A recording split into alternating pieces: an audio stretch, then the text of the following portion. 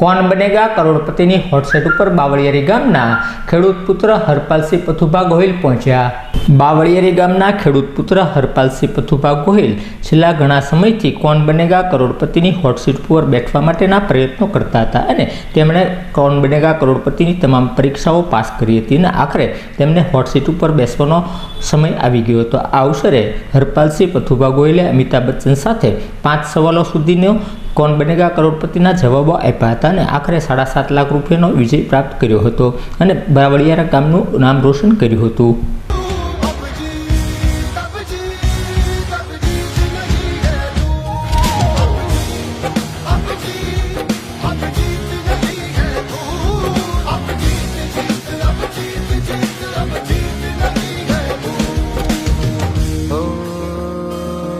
संघर्ष है जिनका मुश्किल है लोग वही मशहूर दस्तक देगी खुद मंजिल अब जीत नहीं है दूर अब जीत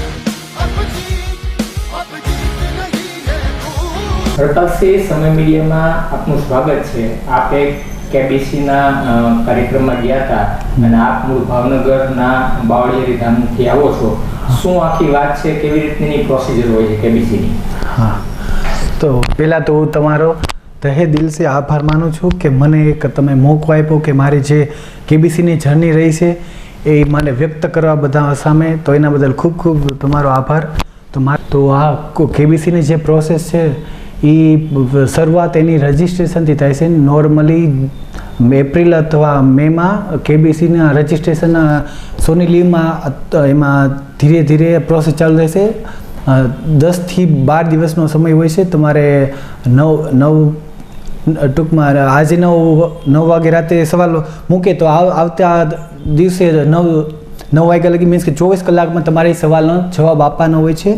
ખાસ કરીને હું તમારી વાત કહું, ખાસ કરીને પ્રથમ પ્રોસિજર તમે કેવી રીતે એમાં તમને એન્ટ્રી મળી? જી જી હા, તો એના વિશે જણાવું છું। તો સ્ટાર્ટિંગમાં જે પ્રોસેસ છે એ રજિસ્ટ્રેશનથી થાય છે। તો એમાં આખા ભારતમાંથી લાખો લોકો કરતા હોય છે પ્રોસેસ। તો એમાંથી પહેલાં તમારે રજિસ્ટ્રેશન કરવાનું હોય છે। તો એમાં રેન્ડમલી કોલ થતા હોય છે। તો એમાં જો તમારે સિલેક્શન થાય તો તમારે પહેલાં IVR કોલ આવે અને IVR કોલમાં તમને પહેલાં તો તમારી માહિતી પૂછે કે કોણ બને કરોડપતિમાં તમે ટૂંકમાં રજિસ્ટ્રેશન કર્યું છે તો એના વિશે તમારી ડિટેલ બધી માગે। પછી તમે ડિટેલ કમ્પ્લીટ કર્યા પછી તમને 3 જીકેના સવાલ પૂછે।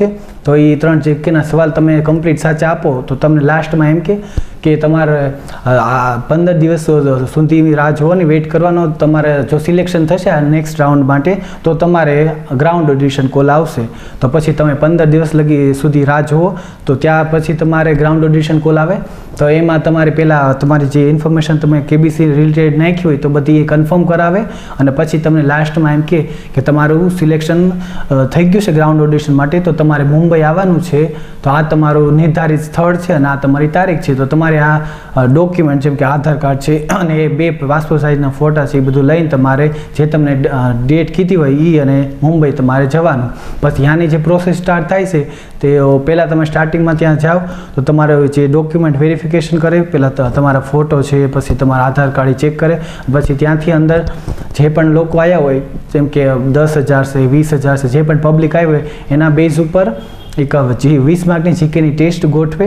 એ પબ્લિક જાજુ હોય તો મેરિટ એ પ્રમાણે ઊંચું જાય અને જો પબ્લિક ઓછી હોય તો એ પ્રમાણે મેરિટ નીચું રહે।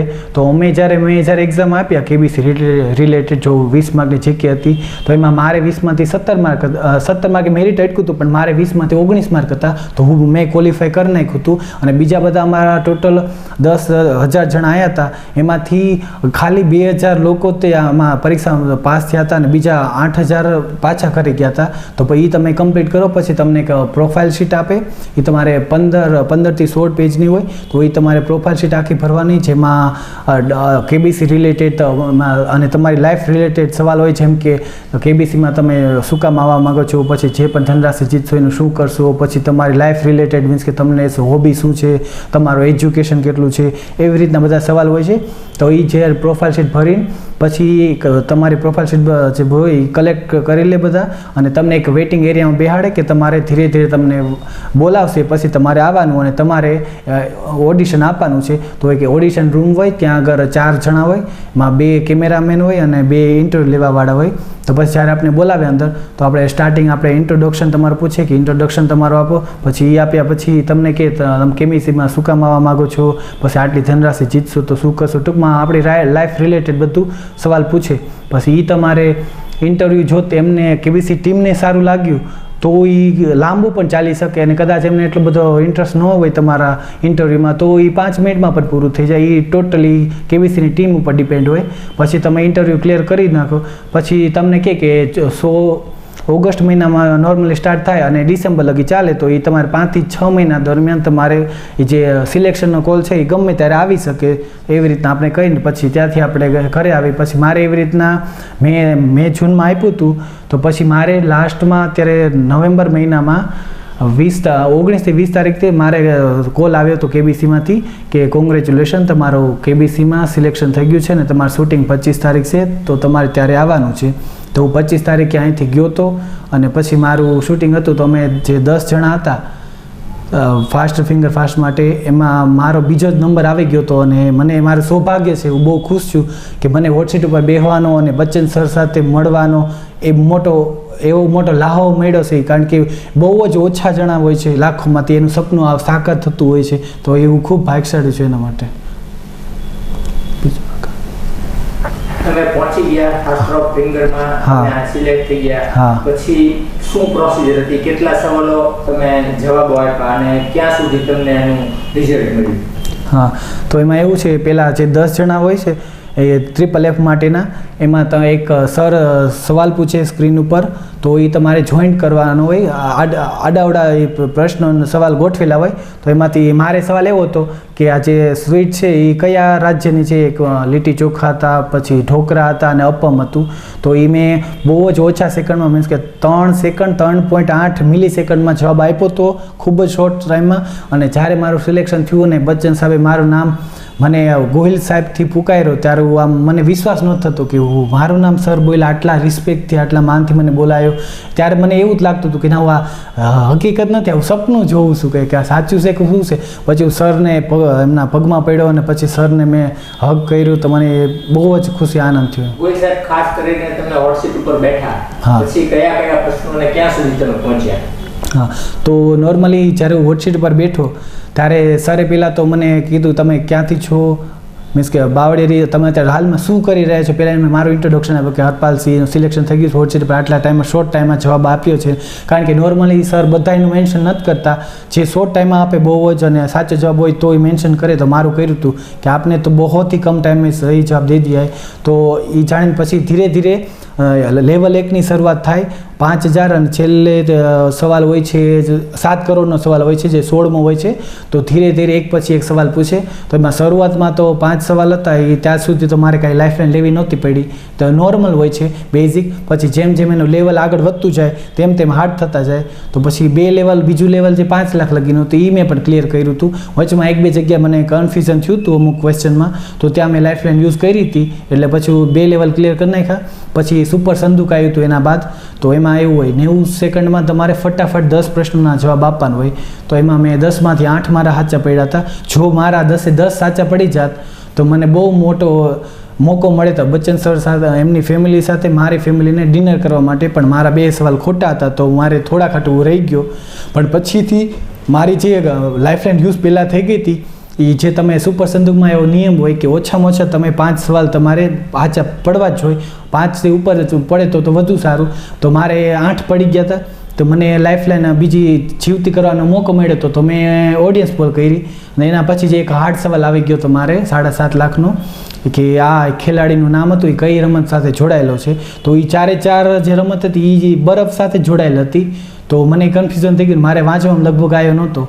તો મેં પછી ઓડિયન્સ પોલ લીધી, અને ઓડિયન્સ પોલમાં તો બહુ ફ્લક્ચ્યુએટ એટલું બધું હતું નહીં. નજીક હતું તો 31%, 41%, એટલે હું બહુ કન્ફ્યુઝ થઈ ગયો હતો. તો બચ્ચન સરે મને પહેલાં વોર્નિંગ પણ આપી કે सर आपने भाई साहब आपने कई बार शो को फॉलो किया है और देखते हो तो आपको पता होगा कि कई बार ऑडियंस गलत भी हो जाती है, कई बार नॉर्मली तो इतनी बार नहीं होती, पर अगर एंड में डिसीजन आपका ही होगा કે તમારે જે શું કરવું છે, આગળ યુઝ કરવી છે કે નથી કરવી. તો પછી મેં થોડુંક વિચાર્યો, ટાઈમ લીધું અને પછી મેં કીધું વાંધો નહીં આવે, ઓડિયન્સ પોલ લઈ લો.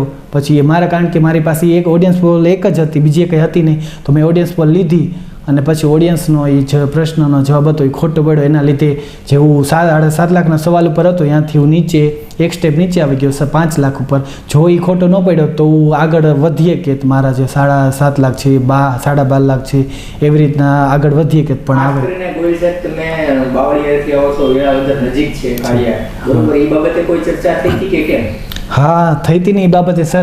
मैं हॉट सीट पर जा रहा था तो सर ने मैं कीधु तो सर मैं आपसे थोड़ा सा नाराज़ हुआ, आपसे एक थोड़ी सी कंप्लेन करनी थी सर. तो सर ने बताया क्यों सर, कि मैंने बताया कि सर आप हमारे गुजरात टूरिज़्म के लिए आए थे, हमारा ब्लैकबक नेशनल पार्क है जो वेड़ावदर, तो आप वहाँ आए थे शूटिंग के लिए, तो आप सर मुझे मिलने क्यों ना आए, क्योंकि मेरा जो बावलियारी गांव है वो वहाँ से केवल 5 किलोमीटर की दूरी पर है, तो आप वहाँ क्यों नहीं आए थे. तो सर ने बहुत ही फ़नी वे में मुझे बताया कि पहले सर अगर आपने बता दिया होता तो मैं मिलने आ जाता, पर अब अगली बार नेक्स्ट टाइम आऊँगा तो ज़रूर आपसे मिलूँगा. तो एक फ़नी कॉन्वर्सेशन हुआ था सर के साथ, तो बहुत बड़ा मज़ा आया वो. ખાસ કરીને તમે ભાવનગર જિલ્લાના શહેરના જે લોકો કેબીસીમાં જવા માંગે છે તેમને શું સંદેશો આપવા માંગો છો? બસ એ બધાને એ જ કહેવા માગું છું કે તમે બધા એક ફિલ્ડમાં જોડાયેલા છીએ તૈયારીમાં, પછી આપણે બધાનું એક સપનું હોય છે કે કેબીસીમાં જવા માટેનું, પણ ઘણાને એટલા એના માધ્યમ નથી હોતા, એની માહિતીનો અભાવ હોય છે, એટલા માટે એ આગળ જઈ નથી શકતા. પણ હું આ બધાની અહીંયાથી પોતાની માહિતી આપવા માગું છું કે આટલા મેં જે વાત કરી એટલા કેબીસીના 5 સ્ટેપ હોય છે, પ્રોસેસ હોય છે, ધીરે ધીરે એટલું બધું પણ હાર્ડ નથી કે આપણે માની લેવું કે આટલું બધું અઘરું છે તો આપણું નહીં થાય. પણ ધીરે ધીરે હું મારી વાત કરું તો 5 વર્ષથી કરતો તો, હિંમત હાર્યા વગર કરતો તો કે ના આજ નહીં તો કાલે નહીં તો આવતા વર્ષે મારો ચાન્સ લાગશે તો ખરો. તો આ જે પ્રોસેસ પહેલાં જે રજિસ્ટ્રેશનની છે ત્યારથી તે ઠેઠ લગીની ધીરે ધીરે પ્રોસેસ બધી કમ્પ્લીટ કરતા જાઓ.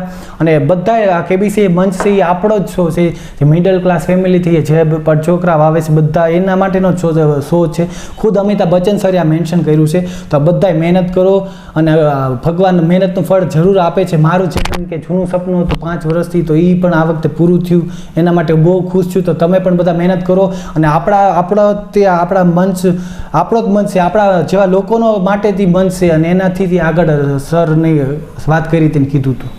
ગોહિલ સાહેબ, ખાસ કરીને તમે જે કેબીસીમાં રાશિ જીત્યા છો એનો આવતા દિવસોમાં શું કેવી રીતે એનો ઉપયોગ કરવા માંગો છો? હા, તો હું જે અત્યારે 5 લાખ ધનરાશિ જીતો છું, તો એના માટે આગળ મારે જે ડ્રીમ જોબ છે, મારી જીપીએસસીમાં કલેક્ટર પદ મેળવ્યું છે, તો એક્ઝામો આપી છે, તો એના માટે કોચિંગ ક્લાસીસ મારે કરવા છે.